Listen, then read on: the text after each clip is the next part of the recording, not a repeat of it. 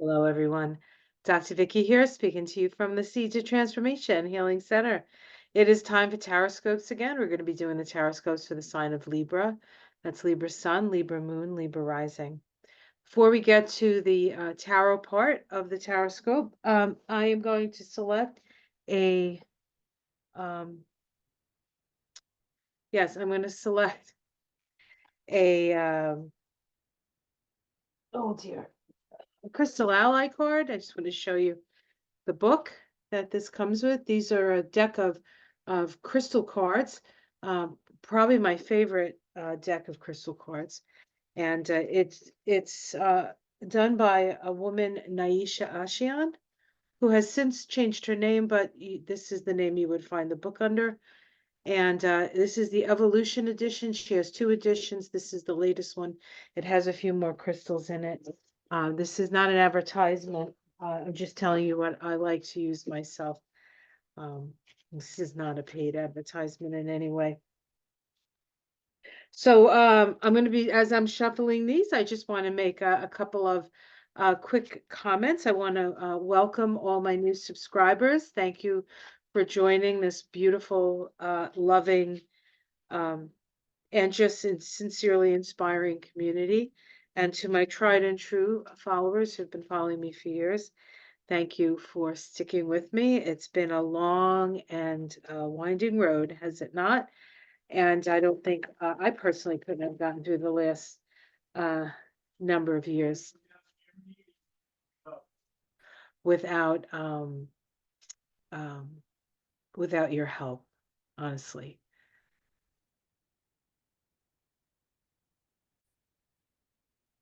Okay, so let's pick a Crystal Ally card for your sign. This deck is separated into 5 types of crystals, either crystals associated with the element of earth, air, water, fire, earth, air, fire, water, earth, air, fire, water, or storm. Okay. Interestingly enough, I've done 10 other zodiacs, and well, let's see before I say anything.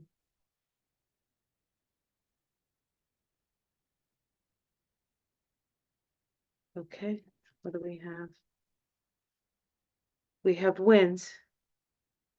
We have winds. We have the actual element of wind. So there is no crystal.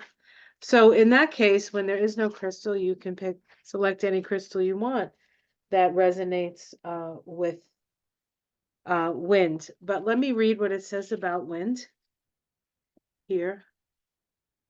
This is the first time I've selected an element with these cards.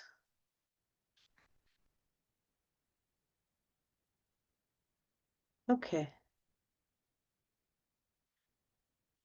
Wind. The chakras for the wind are the third eye and the crown. And your affirmation is I cultivate my higher mind to expand my consciousness. It says the wind element, the wind is the element that governs the mental level and the doorway to spirit. It is through the mind that we process our spiritual learning and information, and so wind is considered to be the messenger element. It is the force that is capable of incredible displays of strength, yet it is invisible and it cannot be seen other than by the effects it creates. The same applies to your spirit, which cannot be touched, but is in evidence through all your consciousness and your creations. The wind teaches us that the unseen carries great power. The element of wind has blown into your cards today to remind you to listen to the voices of spirit that are speaking. Spirit beings, guides, angels, and your own higher self can all utilize wind energy to carry messages to you. When you quiet yourself and concentrate on the breath of the wind within you, you will open yourself up to the guidance of these higher beings. So we need to listen to the wind. All right, and certainly the winds of change just have been blowing. Now, I'm going to be using a deck, God, I haven't used in years, and it's called the Inner Child cards. It is a tarot deck, and so let us see what comes up with this deck. It's very big and bulky, so it's going to take me just a bit to shuffle them up.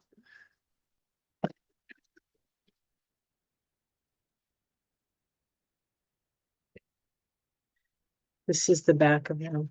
Here come the sun, doo doo doo.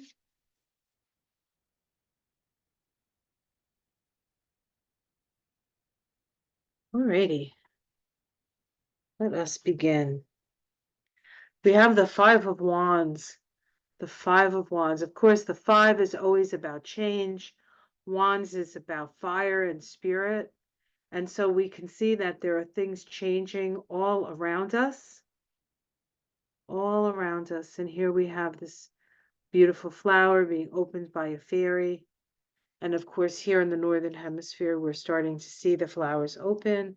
The flower fairies, as it were, are coming out of their hibernation and starting to work.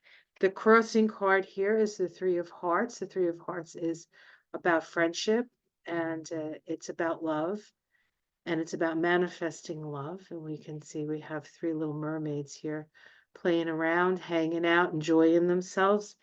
And so I don't know if enjoying yourself is a challenge to the new beginnings. I don't see that.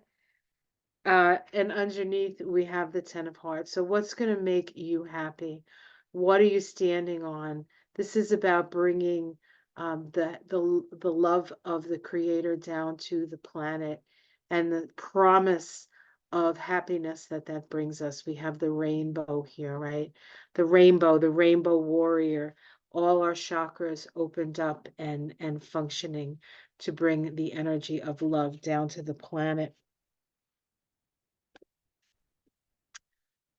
All right, so we have in the past we have Peter Pan, which is 7. This is the Chariot. So you have been on your path. You have selected to move along on a journey that is going to take you to where your soul requires you to go. Let's see what's in the sky. We have the Judgment card in the sky. The Judgment card. There's the big bear wolf looking inside at the three little pigs in their very secure place. They're very secure. The last pig's home made of bricks, right? The home made of bricks. This is about an awakening. This is about this is the wolf is at the door kind of energy, right? But it's looking in. It's not you are safe. You see, it's around, it's out there, but you are safe from it. So Spirit wants you to know that you are safe. In the immediate future, we have the Five of Hearts. This is a loss. This is mourning your losses. So not everything is peaches and cream here, but this is about giving yourself the time to mourn your losses and then to move on from them. So that is a little bit of a fly in the ointment, as it were. How it's seen from the outside, we have the 10, the Wheel of Fortune. Here we have, it looks like Alice in Wonderland, how things can change, where the big becomes small and the small become big, and things are constantly changing. So even though this might be a period of mourning for you in some way, of having to let go of something that has, to a certain extent, broken your heart, this is a reminder that it never stays that way. Things don't stay that way. Things continue to move. A loss today is a gain tomorrow. We have the Five of Crystals here. This is about change in the home. There's a lot of fives here. I notice we have a lot of fives. So this is the winds of change. This is the winds of change, right? And this is, I would say, the Five of Crystals asks us to take care of our home, to do that what needs to be done, to evaluate your resources, and to work with the resources that you have to rebuild whatever it is that you must rebuild. Hopes and fears is the Three of Swords. The Three of Swords. Let's see. We have a we have a dove bringing of peace, peace after a challenge. So if you're worried that this difficult period is going to continue, know that it is not. It is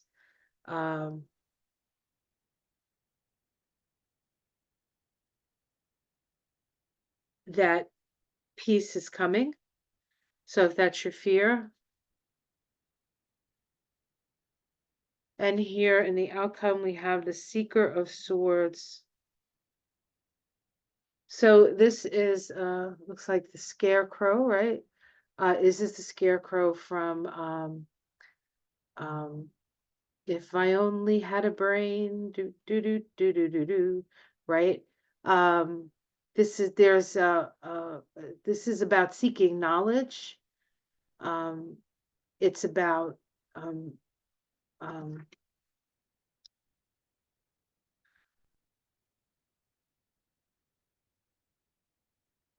we have the winds. You see the little wind guys in the corner there?